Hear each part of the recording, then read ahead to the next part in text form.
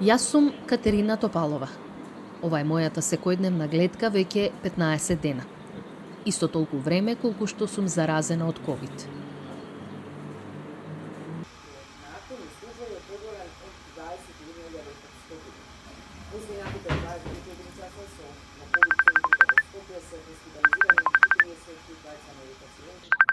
Како си ми, девојче моје?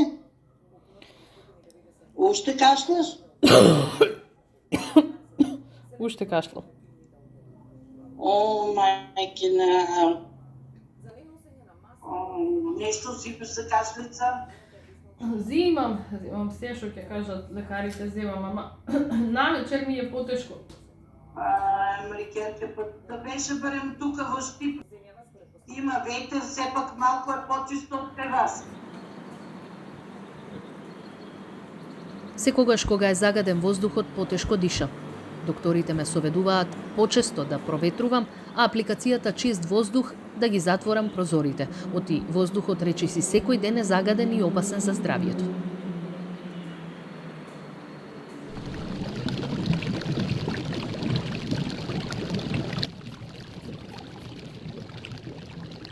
Ниту честите инхалации и чајот од ѓумбир не помагаат.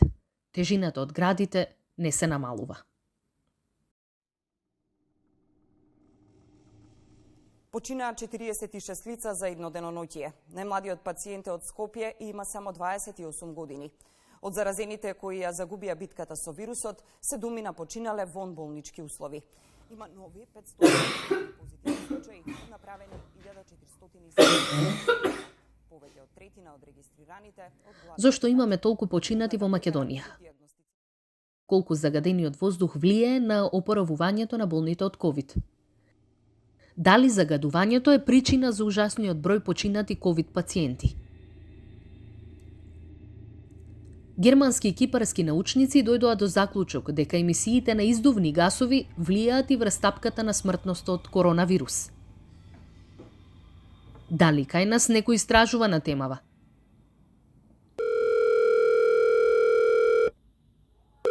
Ало, добар ден, докторка. Катерина Топалова е на телефон, како сте?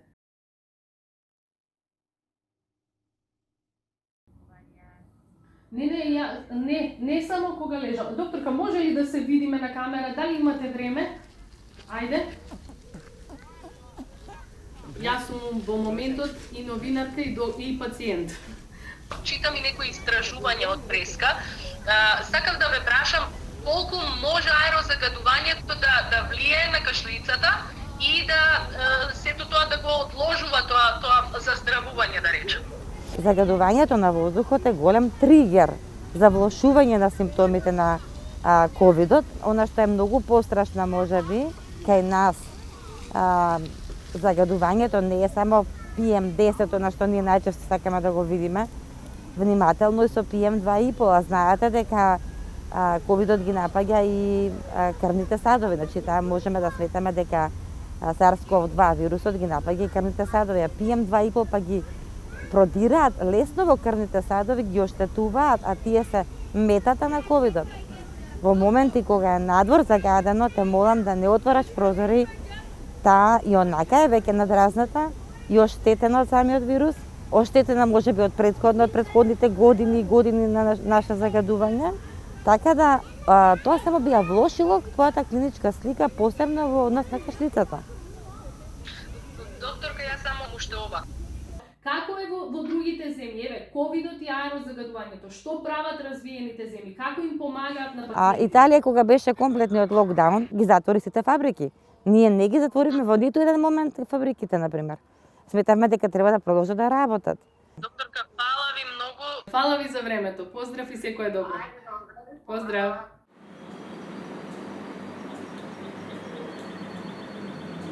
Во Италија, сателитските податоци покажаа голем пат на загадувањето на воздухот, најмногу од азотниот диоксид што главно се испушта од автомобили, камиони и фабрики. Научниците во светот ја докажуваат поврзаноста меѓу COVID-19 и аерозагадувањето како можна причина за зголемена смртност од вирусот. Но во нашата земја не постојат вакви истражувања. Никој не ги поврзува овие две работи, иако земјава со години се наоѓа меѓу првите по аерозагаденост, а и по бројките на смртност.